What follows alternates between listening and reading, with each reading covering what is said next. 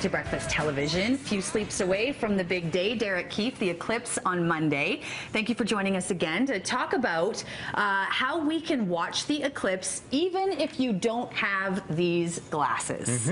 So what do we got? So there's a whole bunch of different ways. If you don't have the glasses, there's a lot of awesome opportunities with which you can actually still view this eclipse. The glasses are a great way of viewing them because you view it directly, but another way that you can do it is you can view the eclipse indirectly through a couple of different methods. So I have a colander here, I have a cereal box here, I also have some pieces of paper, and with all of this material there's actually 3 different ways that you can actually view the eclipse. So one of the first ways, one of the easiest ways, is if you have a colander at home. A colander is perfect because it already has a whole bunch of holes poked out in it. So what we're actually doing here is that we're restricting the light that's going to be going through each of these objects so that only a pinhole or a prick of it, a very small amount of the sun, is actually going onto the image or the screen that we are going to have here. So one of the easiest things is take your colander. If you take your colander, and I don't really have a sun in here. I wish you could bring the sun in studio. Does the flashlight help? I mean, would it help? Yeah, we could try the flashlight there. Working as we go here, everybody. So if the sun is represented by the flashlight, we have the colander here. You can see right there. You can see some of the lights on the paper. Yeah, and so during the eclipse, these circles that you can see on the piece of paper, they will get eclipsed. So actually, if you take your hand, your other hand, put it in front of the flashlight, like halfway through.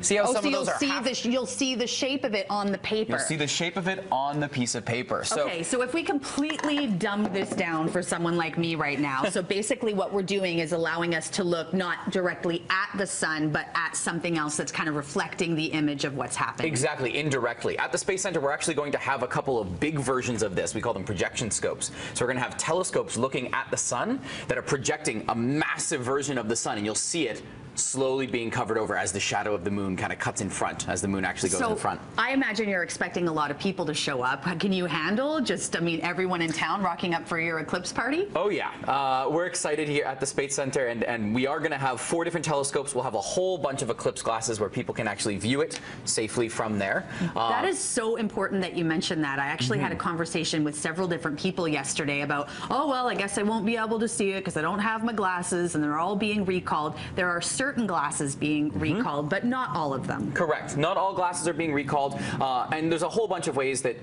even if you have a pair of solar glasses, check them to see if there are scratches or anything like that. Put them on, look around. If you can see any lights like in studio, then you probably shouldn't be looking at the sun with them. Take a quick peek at the sun. If you can see the sun and it's not hurting your eyes, that's just an easy way of testing to see if those glasses are okay with you. But like I said, taking a colander is even an easy way of passively looking at the sun. If you just take that colander and take a piece of paper, you'll see a bunch of circles projected onto that, and through that projection you can have it.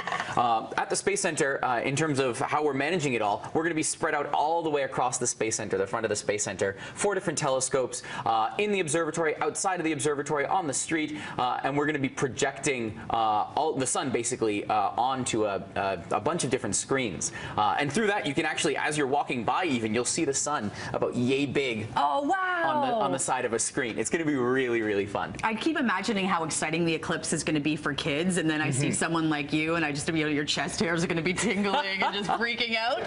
What can we do with the box? So the box is another way of doing a similar method there, and what you're doing here is you're building another pinhole camera. So here we just need to cut, safety first of course with scissors.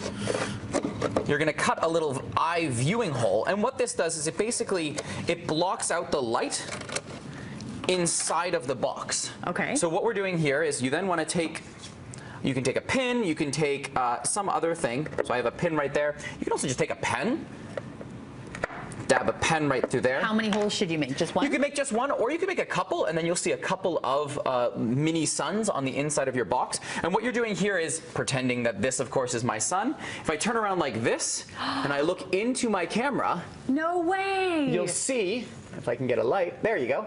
You'll see a little hole, and I don't know if you can see that. If you look in there and look up on top of it, oh yeah, that's your sun.